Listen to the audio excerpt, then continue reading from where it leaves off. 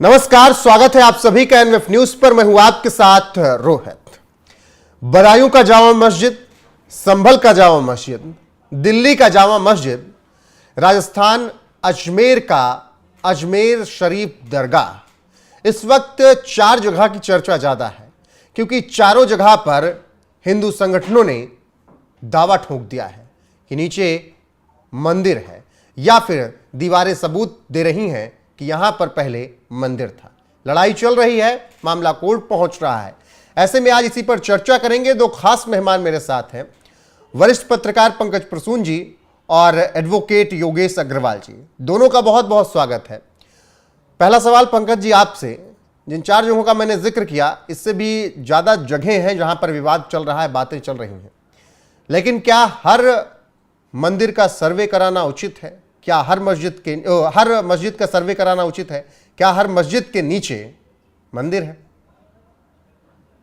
देखिए रोहित, जो सरसंघ चालक जी हैं राष्ट्रीय स्वयंसेवक संघ के, उन्होंने साफ साफ 2023 में एक बयान दिया था और उन्होंने कहा था कि हर मस्जिद के नीचे मंदिर ढूंढने की प्रवृत्ति पर हमें रोक लगानी होगी, लगाम लगानी होगी। एक तो राष्ट्रीय स्वयंसेवक संघ के सरसंघ चालक का बयान है और दूसरी ओर एक आम जो भारतीय है वो क्या चाहता है ये भी देखना होगा। मैं भारतीय की बात कर रहा हूं, मैं किसी हिंदू, मुस्लिम, सिख, ईसाई की बात नहीं कर रहा हूं। दावा तो कई हजार मंदिरों को लेकर है। एक मैं आंकड़े देख रहा था कि 18,000 ऐसे मंदिर थे जो तोड़े गए थे, उनके ऊपर किसी न किस प्रकार का धार्मिक रिलीजियस स्ट्रक्चर बनाया गया था। तो क्या सबको आप निस्तानाबूद कर वहां मंदिर बनवाएंगे? मैं वैसे लोगों को जो ये कह रहा हूं कि वो सरसंघ चालक की बात मानते हैं या नहीं मानते हैं, जो सबसे महत्वपूर्ण बात वो ये है, मैं संविधान और भारतीय कानून की बात कर रहा हूं जी। प्लेसेस ऑफ वर्शिप एक्ट 1991 ये साफ कहता है कि 15 अगस्त 1947 में जिस रिलीजियस स्ट्रक्चर की जैसी स्थिति थी, यानी जिसके पास वो पोजीशन था, वो वही रहेगा, उसमें कोई बदलाव नहीं होगा। जो तीन थे उसमें एक्सेप्शंस माने गए थे। वो पहला था काशी, मथुरा और जो वाराणसी वाला, जो ज्ञानवापी वाला विवाद था, क्योंकि वो 15 अगस्त 1947 से पहले ही वो मामला कोर्ट में था, न्यायालय के विचाराधीन था। तो इन तीनों जगहों पर कोर्ट अपना फैसला सुना सकता है। लेकिन हर दूसरी तीसरी जगह, कल ही मैं देख रहा था कि किसी ने कह दिया कि ताजमहल के नीचे भी मंदिर था, कोई कह रहा है कि दिल्ली में जामा मस्जिद था, उसके नीचे मंदिर था, उसकी जो सीढ़ियां बनाई गई है। तो कब तक? और इससे देश को क्या फायदा? नहीं, देश को तो फायदा वक्फ बोर्ड से भी नहीं है। पक्ष कह रहा है, हिंदू संगठन का पक्ष, जब वक्फ बोर्ड हर जगह मुंह उठा के पहुंच जाता है तो हम भी तो दावा कर सकते हैं जो हमारी चीजें थी। तो कुल मिला के आपका ये कहना था कि ये उसका रिएक्शन है, जो वक्फ बोर्ड जो कर रहा है उसके रिएक्शन में ये हो रहा है। मैं कहां कह रहा हूं कि वक्फ बोर्ड जो जहां तहां दावे करता रहता है वो सही है। उसी को सुधारने के लिए तो वक्फ बोर्ड संशोधन विधेयक लाया गया है। तो मूल मुद्दा यह है कि वक्फ बोर्ड को अगर आपको करेक्शन करना है तो इसका मतलब यह थोड़ी ना है कि आप एक अपना समानांतर वक्फ बोर्ड की तरह काम करना शुरू कर दें। देखिए, इस देश के अधिकांश मुसलमान, जो मेरा मानना है, वो भी नहीं चाहते कि वक्फ बोर्ड जहां तहां दावा करे, क्योंकि कई ऐसी संपत्तियां हैं जो मुसलमानों की संपत्तियां हैं। जैसे कोई विधवा अकेली है, उसकी संपत्ति पर कब्जा कर लिया दबंगों ने।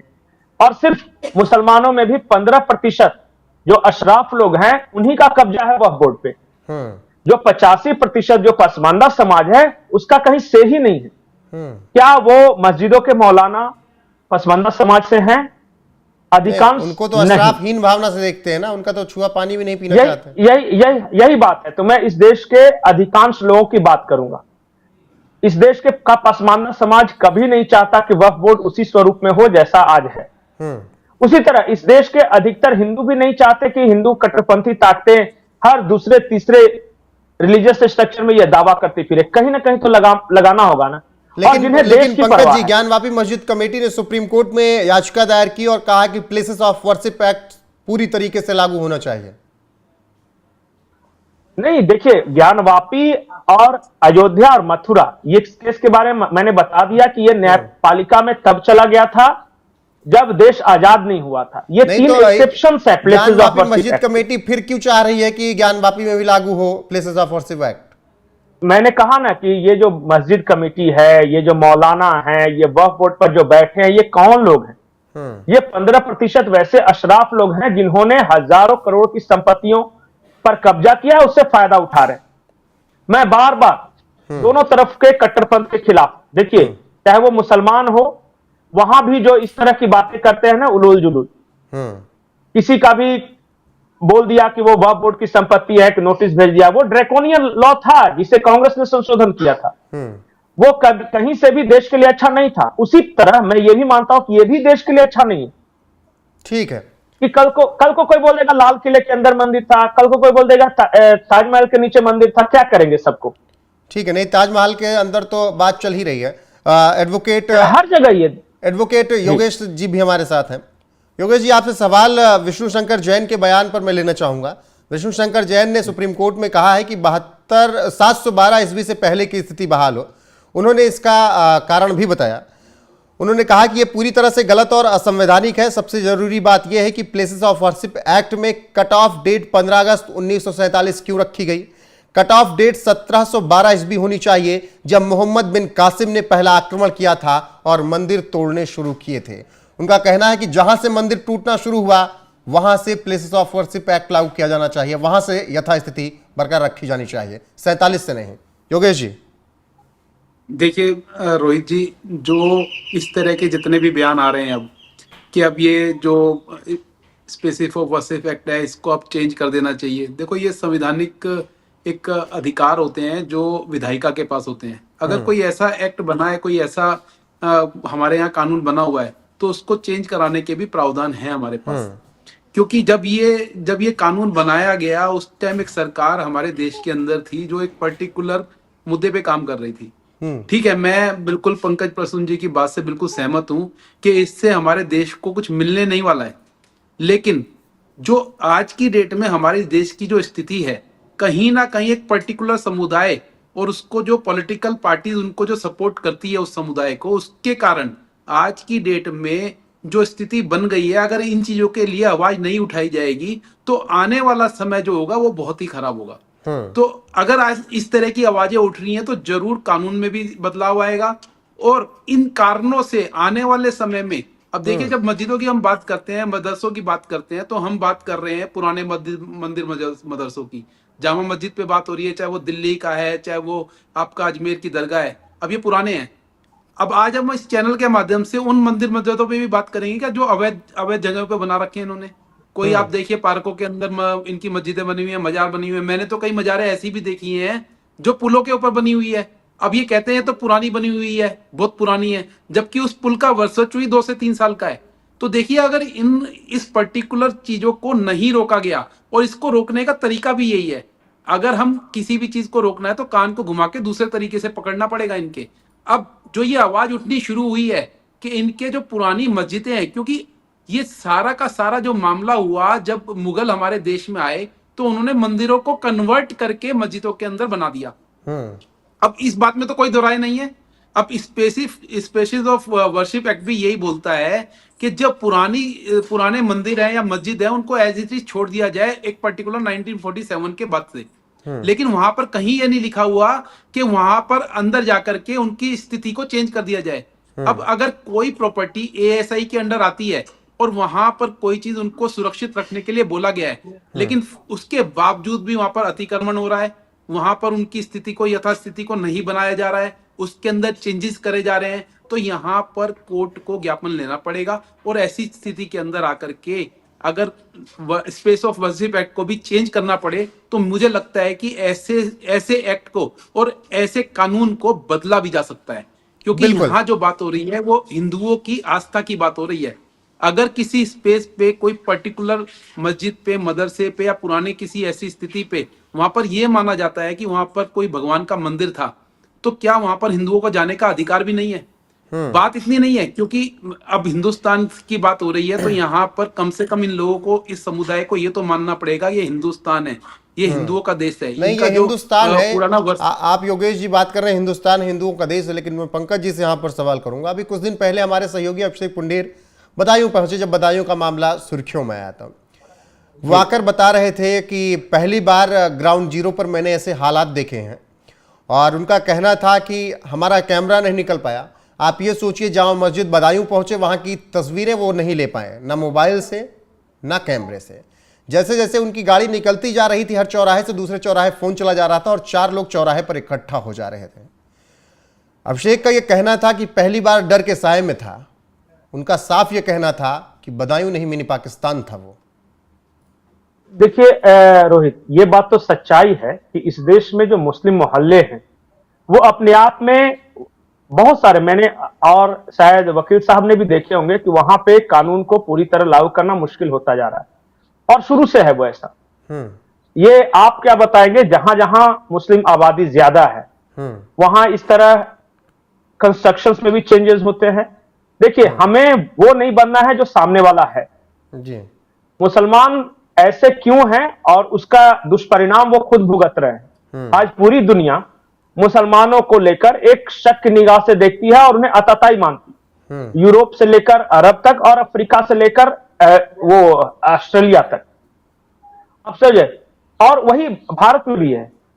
वो मैं बार बार बोलता हूं कि इस्लाम में दूसरे तरह के लोगों के साथ सहवास यानी एक साथ रहना ये अलाउड ही नहीं है। और मैं बार बार बोलता हूं वो इस्लाम की समस्या है। हमें यह देखना है कि हम भारत के साथ क्या कर सकते। मेरा तो यह मानना है कि भारत में जो भी समस्याएं हैं इस्लाम को लेकर या ये, यहां के रहने वाले मुसलमान जो हैं उनके भी बाप दादाओं के साथ जुल्म हुआ है। ये बेकार इस भ्रम में है कि जो आया था मोहम्मद बिन कासिम वो इनका अपना है।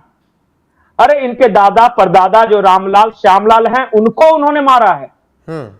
आज भी जब कटहरी के जो विधानसभा चुनाव हुए वहां पे जाके मुसलमानों से बात कर रहा था, वो साफ साफ करे थे कि हमारे पूर्वज तो राजपूत थे। आप इस देश के कई इलाकों में जाइए जहां मुसलमान ये स्वीकार करते हैं कि हमारे पूर्वज, जैसे कि हमारे यहां झारखंड में जामताड़ा के कांग्रेस विधायक ने कहा था कि हमारे पूर्वज यादव थे। तो इनके साथ भी वो उन्होंने जुल्म किया था। जब तक दिमाग में ये बात नहीं जाएगी ना, आप अगर बता रहे हो कि यहां के रहने वाले सारे मुसलमान मुगलों के साथ थे और वो मुगलिया सल्तनत के थे, तो ये गलत है। मुगलों ने राज किया, लेकिन क्या यहां रहने वाले मुसलमानों ने भी राज किया? नहीं।